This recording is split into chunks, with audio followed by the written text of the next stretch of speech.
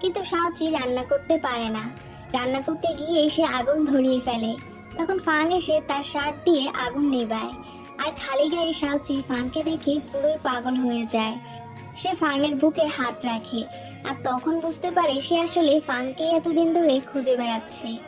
আর শাওচি ফাংয়ের খুবই কাছাকাছি ছিল, তাই ফাংয়ের হরমোনের স্মেলে শাওচি একেবারে এক্সাইটেড হয়ে যায়। ফাং তখন তার কাছে লাইয়ের ঠিকানা জানতে চায়। এক্সাইটেড থাকার কারণে শাওচি সঙ্গে সঙ্গে লাইয়ের ঠিকানা ফাংকে দিয়ে দেয়। ফাং ঠিকানা নিয়ে সাথে সাথেই রওনা হয়ে যায়। একটু পর শাওচির হুঁশ ফিরে। সেও তার পাওয়ারের সাহায্যে লাই যেখানে রয়েছে সেখানে চলে আসে। এসে লাইকে বলে, তুমি এখান থেকে চলে যাও, তোমাকে তোমার ভাই খুঁজতে আসছে।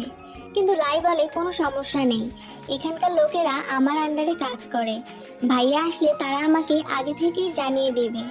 এরপর লাই ও শাওচি একসঙ্গে ড্রিঙ্ক করে আর অনেক গল্প করতে থাকে। তখনই ফাং সেখানে চলে আসে আর গার্ডদের বলে লাইকে ধরে তার বাড়ি নিয়ে যেতে। শাওচি ফাংকে জড়িয়ে ধরে তার গায়ে তার ডিভাইসটি রয়েছে কিনা তা চেক করতে থাকে। কিন্তু শাওচি সে নীল পাথরটি খুঁজে পায় না, তাই সে ভাবে হয়তো এটা ফাংয়ের বাড়িতে রয়েছে। সেজন্য সে অভিনয় শুরু করে দেয়। সে ফাংয়ের পা ধরে বলতে থাকে, লাইয়ের সাথে আমাকেও তোমার বাড়িতে নিয়ে যেতে হবে। শাওচির এমন কাণ্ডে লাই ভাবতে থাকে শাওচি ওর কত ভালো বন্ধু, তাই ও শাওচিকে হেল্প করতে ফাংয়ের পা ধরে ঢং করতে শুরু করে দেয়। দুজনের এমন কাণ্ডে ফাং বিরক্ত হয়ে দুজনকে বাসায় নিয়ে আসে। এরপর ফাং শাওচিকে গেস্ট রুমে গিয়ে ঘুমাতে বলে। কিন্তু রাতে শাওচি তার নীল পাথর খুঁজতে শুরু করে দেয়।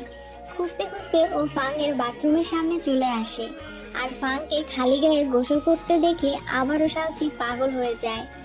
তবে লুকিয়ে দেখতে গিয়ে শাওচি শব্দ করে ফেলে, তাই দ্রুত সে সেখান থেকে পালিয়ে রুমে চলে আসে। তারপর ফাং তার রুমে এসে ঘুমিয়ে পড়ে। আর তখন শাওচি ফাংয়ের রুমে ঢুকে পড়ে নীল পাথরটি খুঁজতে। কিন্তু তখনই ফাং তাকে ধরে বিছানায় ফেলে দেয় আর তার উপর উঠে বসে। ফাং জিজ্ঞেস করে, তুমি কি চুরি করেছ? শাওচি বলে, আমি কিছুই চুরি করিনি, তুমি চাইলে আমাকে চেক করতে পারো। এই বলে জামা খুলতে নেয়। তখনই ফাং বলে, তুমি এত অসভ্য কেন? তোমার মতো একটা মেয়েকে আমার ভাই কি করে পছন্দ করে? আর তারপর গার্ডদের দিয়ে শাওচিকে বাড়ি থেকে বের করে দেয়।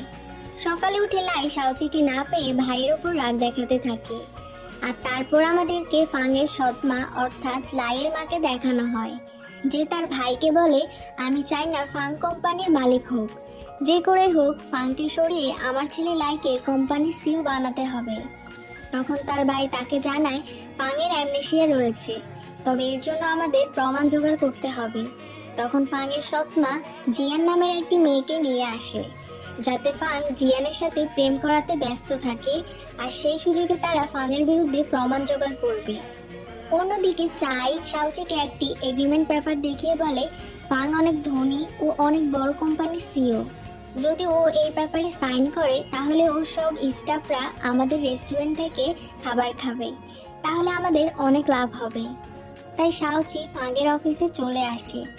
তখন ফাং লিফটে ওঠার জন্য দাঁড়িয়েছিল। লিফটের দরজা বন্ধই হয়ে যাবে এমন সময় শাওচি তার পাওয়ার দিয়ে সবাইকে ফ্রিজ করে লিফটে উঠে যায়।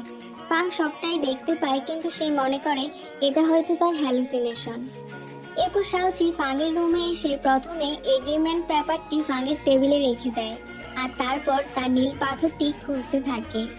এরই মধ্যে ফাং সেখানে চলে আসে আর তার বইগুলো এলোমেলো দেখে বুঝতে পারে শাওচি এখানে এসেছে, তাই সে শাওচিকে বের হয়ে আসতে বলে।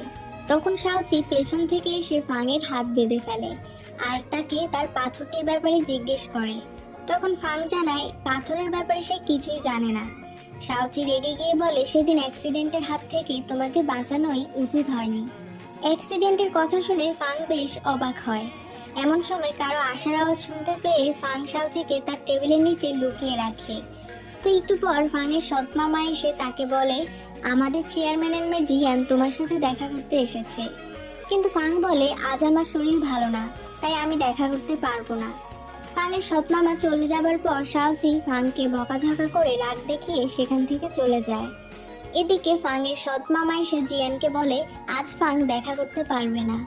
তবে জিয়ান ছিল অনেক জেদি একটি মেয়ে, সে ফাংয়ের সাথে দেখা না করে কিছুতেই যাবে না। তাই সে ফাংয়ের সাথে দেখা করার জন্য ফাংয়ের গাড়ির গ্লাস ভেঙে দেয়। আর তখন মিস্টার হান ফাংকে কল করে গ্যারেজে ডেকে আনে। তখন জিয়ান ফাংকে একটি চেক দিয়ে বলে, এটা তোমার গাড়ির ক্ষতিপূরণ। তোমার বাবা মা আর আমার বাবা মা আমাদের মিট করার ব্যবস্থা করেছে, তাই দেখা করতে এসেছি। আর এখন তোমার সাথে দেখা করা হয়ে গিয়েছে, তাই এখন চলে যাচ্ছি। এরপর আমরা দেখি লাই ছবি আঁকছিল। এমন সময় জিয়ান তাকে টেক্সট করে, আমি ফিরে এসেছি। তখন আমরা ফ্ল্যাশব্যাকে দেখি জিয়ান ও লাইয়ের মতো ছবি আঁকতে পারে। আর জিয়ান ও লাই অনেক ভালো বন্ধু ছিল, কিন্তু একদিন জিয়ান লাইকে ছেড়ে চলে যায়। তারপর ফাং তার বাবার বাসায় আসে। ফাংয়ের বাবা বলে, তোমরা দুই ভাই আর্ট এক্সিবিশনে যদি সফল না হও, দুইজনকে কোম্পানি থেকে বের করে দেব। বাবা চলে যাওয়ার পর ফাংকে তার সৎমা বলে, লাইকে আর্টে বিজি রাখছো যাতে ও কোম্পানিতে না বসতে পারে। তোমার উদ্দেশ্য আমি ভালোভাবেই বুঝতে পারছি। তখন ফাং বলে, লাই আমার ছোট ভাই, ওকে কখনোই আমি প্রতিদ্বন্দ্বী ভাবি না। অন্যদিকে লাইয়ের মন খারাপ ছিল বলে সে